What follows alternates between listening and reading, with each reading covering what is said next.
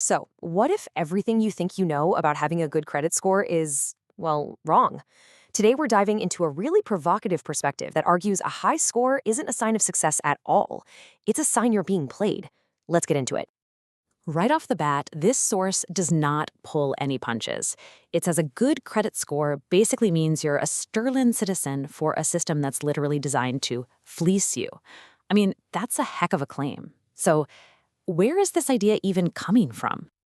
All right, let's unpack this first big idea, the completely counterintuitive claim that's at the heart of this whole thing. To really get it, you kind of have to rethink what credit even is and, what our role is in the grand scheme of the economy.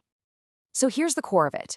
The argument is that your shiny, high credit score isn't proof that you're financially healthy. Nope, it's proof of your compliance. From this point of view, it's not about you being responsible, it's about you being an obedient player in a game that's set up for someone else to win. Okay, to make this idea a little less abstract, the source uses this really powerful metaphor. Picture this: the entire financial system is a farm. And on this farm, there are some very, very specific roles being played. First up, you've got the sheep. And according to this analogy, guess who that is? That's us, the consumers. But here's the thing, we're not just customers. We are the actual product.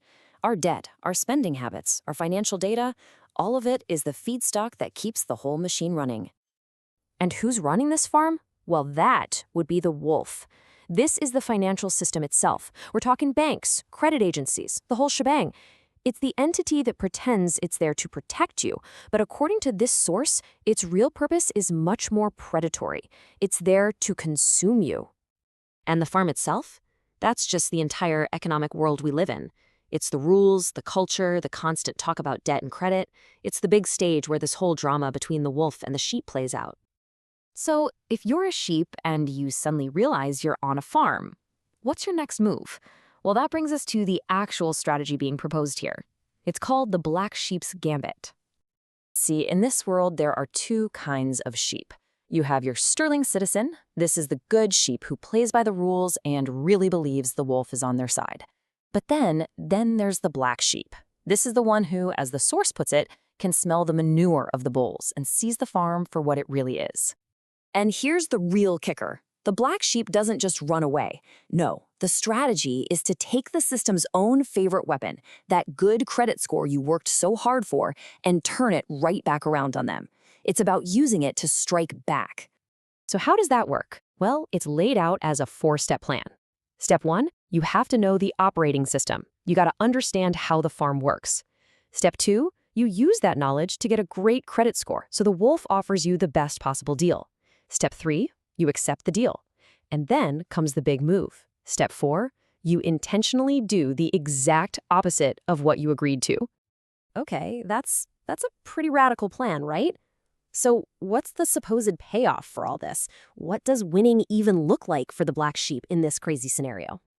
It's actually really simple. The end result is that the wolf loses. By playing the game this way, the black sheep makes sure the predator, the system, doesn't get the profit it was counting on. For once, the machine that was designed to feed on you ends up getting nothing. And the reward for the sheep? The source describes it almost like a fairy tale ending. The sheep get to live on green pastures they do not own, and they're just happy. It's this vision of total freedom, but a freedom you get by breaking the game, not by trying to win it. So after walking through this whole pretty wild strategy, the source leaves us with one last thing to chew on, one final thought-provoking idea. And it all boils down to this one question they want you to ask yourself.